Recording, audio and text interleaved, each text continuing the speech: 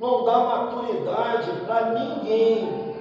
O que dá maturidade ao crente, crescimento do crente é deserto. E deserto, irmãos, são poucos que querem entrar nele.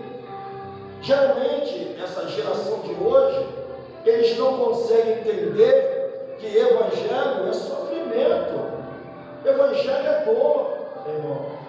Olha só, tudo contribui para o bem daqueles que amam a Deus. Observa que se você fizer uma festa na tua casa, alguém vai querer te ajudar, porque entende que é muita coisa para você poder fazer. E o que vai acontecer? Vai acontecer o quê? Uma união de pessoas. Essa união, ela está trazendo uma contribuição, que é para você poder chegar ao teu objetivo, ao teu alvo, para que as coisas venham a acontecer. E quando Paulo quando escreve a carta à igreja de aos romanos, aos cristãos que estavam em Roma, pregando o evangelho, Paulo, usado pelo Espírito Santo, ele ministra de uma forma muito peculiar, e ele fala que assim, ó irmão, tudo contribui, entende isso, para o bem daqueles que amam a Deus. Se você ama a Deus, você vai entender que o que tu está passando faz parte. Se você ama a Deus, você vai entender que as tuas adversidades que tu está passando faz parte. Se você ama a Deus, você vai entender que as tuas tribulações cotidianas faz parte. Se você ama a Deus, você vai entender que a guerra que é dentro da tua casa faz parte. Glória. Se você entender, se você ama a Deus, você vai entender que a porta de emprego não tem abrido até aqui, faz parte. Se você ama a Deus, você vai entender que o teu armário vazio, a tua geladeira vazia, faz parte.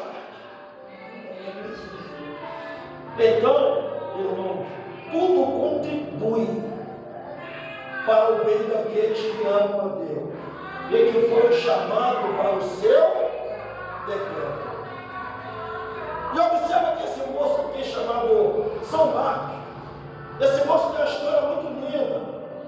Esse moço chamado São Marcos, ele foi discípulo de São Paulo em suas viagens. Ele foi discípulo também de São Pedro. Mas só que quando São Paulo ele estava numa missão com São Marcos ele desvia da verdade, ele desvia do caminho. E São Marcos ele volta então para a sua casa. Ele deixa Paulo na missão e vai embora. E em Atos capítulo 12 você vai ver que a mãe de São Paulo, São Marcos, ela era uma mulher de oração. Enquanto São Marcos está na viagem, amém? A sua mãe, chamada Maria, ela era mulher de joelho. Ela era uma mulher, irmãos, que estava sempre pagando preço. São Marcos está na viagem, São Paulo está na viagem, e a mulher estava pagando um preço. A Maria fez uma casa dela, uma casa de oração.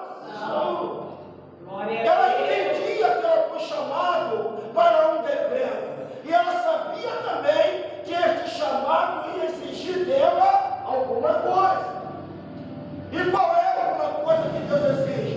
De mim e de você, que são chamados para o decreto do Senhor, é chamado para a obra, é chamado para ministrar, para fazer, para limpar uma igreja, para edificar a casa do Senhor, para adornar o templo, amém? Para estar diante de uma consagração. O chamado é árduo, mas a vitória, ela é de Deus para a tua vida, porque Deus achou graça em você, te chamou para o decreto, te capacitou, está investindo pesado na tua vida e também no teu ministério. Aí São Marcos vai embora. Aí Pedro fala que assim, chama Lucas para estar comigo, porque Marcos, ele desviou. Dimas também foi fora, adorando o sistema aí do presente século. E aí Marcos volta para casa. E Paulo fica na missão, esperando Lucas chegar. E quando Marcos ele chega na sua casa, em Atos capítulo 12, a Bíblia vai dizer, sabe o quê? A Bíblia vai dizer que estava tendo um problema muito sério naquele local. Os discípulos tinham ido preso. Pedro tinha ido preso. Herodes mandou prender a Pedro e prender a Tiago também. E a Tiago eles conseguem matar, decapitar São Tiago. E agora São Pedro seria o próximo a ser decapitado. Mas a Bíblia fala que as mulheres estavam na casa de Maria orando a Deus pelo apóstolo. Glória a Deus. Porque elas entenderam que elas foram chamadas para uma missão. Elas foram chamadas para um decreto. E esse decreto ia exigir muita perseverança dessas mulheres. Glória a Deus. E elas estão ali de joelho, preso. Jesus solta Pedro. Jesus solta Pedro. Jesus solta Pedro. Jesus liberta Pedro da prisão. Jesus solta Pedro. Olha, e a Bíblia fala que Deus, ele ouve. E ele viu um anjo lá na prisão. E o anjo entra, passa pela guarnição e fala: calça tuas alparcas e vem comigo. E Pedro calça as alparcas. Primeiro ele pensa que é uma visão, não, é realidade, tá? A coisa quando a bênção quando é muito grande, o teu subconsciente tenta passar para o consciente que aquilo não é verdadeiro. Verdade. Quando na verdade é verdadeiro, sim. Não é visão que tu está tendo, é realidade. Glória. Então, a Bíblia fala que o anjo fala para Pedro: calça e veio. Olha, irmãos, o anjo conduziu Pedro até fora da prisão. E quando conduz ele, o anjo vai embora, Pedro vai embora. Aí Pedro bate aonde? Na casa de Maria, mãe de Marcos. Glória a Deus. E quando a menina vai abrir a janelinha, ela toma um susto.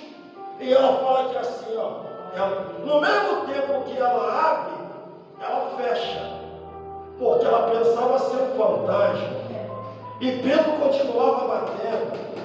Aí a menina corre e fala que assim: mãe, Pedro jaz à porta. E Maria toma um susto e vai conferir. No que ela vai conferir, ela entende que a oração, ela mudou o decreto. Você entendeu? A oração faz Deus mudar o decreto. A oração faz Deus mudar a sentença. E aí ela abre a porta, é Pedro mesmo. Pedro, ela recebe, Pedro dá as boas novas e segue em frente, vai embora. Tá bom. Mais na frente, Pedro converte Marcos. Marcos é convertido pelo apóstolo São Pedro. E observa que dentro dessa convenção, aqui de Marcos, voltando para o Senhor novamente, Marcos, ele começa era discípulo de São Pedro. Amém? São Marcos, ele não foi discípulo nomeado por Jesus. Amém? Ele não foi os 12 nomeado por Jesus. São Marcos foi discípulo do apóstolo São Pedro. E foi discípulo também de apóstolo São Paulo. Mas discípulo de Jesus na numérica, São Marcos não foi. É igual nós aqui hoje. Amém? Amém. É igual nós dois aqui. Nós não somos discípulos de Cristo na numérica, contábil, como João foi. Agora, então, observa que Marcos, para este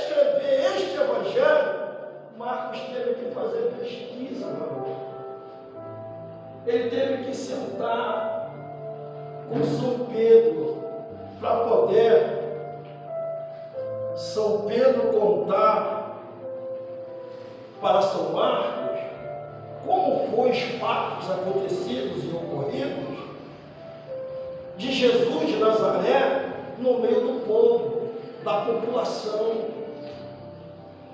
E conforme Pedro ia dizendo, São Marcos ia escrevendo.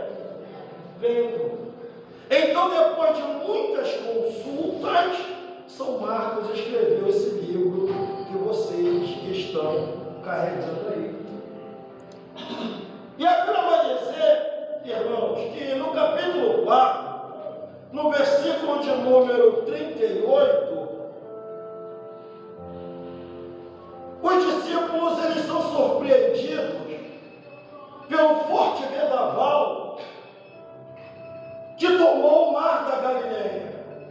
O mar da Galileia, ele era um mar extremamente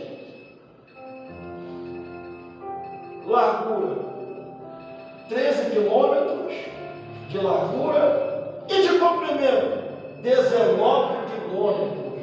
Entenda isso. E de profundidade, é o suficiente para afogar a mim e você. Então a Bíblia fala que os discípulos, eles estavam no mar da Galileia, sendo conduzidos para poder chegar na cidade de Gadara. Porque Jesus, ele veio com propósito. Jesus veio para fazer missões. Jesus veio para quê? Para poder buscar e salvar todos quantos se havia perdido. E agora Jesus está atravessando o mar da Galileia. Jesus está na polpa do barco. E os discípulos estão na proa. Os irmãos estão entendendo bem? Amém. Eu estou falando de uma embarcação em que Jesus estava no barco, mas só que ele estava na polpa e os discípulos estavam na proa. E o barco ia sendo conduzido muito bem. Irmão, você já percebeu que a sua vida, a sua trajetória, ela tem sido uma trajetória legal, né? Maneira, né? São muitas bênçãos, são muitas vitórias, né? São muitas conquistas. Não é verdade? Não tem perseguição nenhuma. Não é verdade? Ninguém está falando mal de você. Está todo mundo te abraçando, te beijando. Está todo mundo, minha linda, minha fofa, minha bela. Não é verdade? Mas aí do nada você ouve que alguém falou mal de você. Você vai se irar? Você vai se enraivecer? Aleluia. Você vai se descabelar? Você vai jogar tudo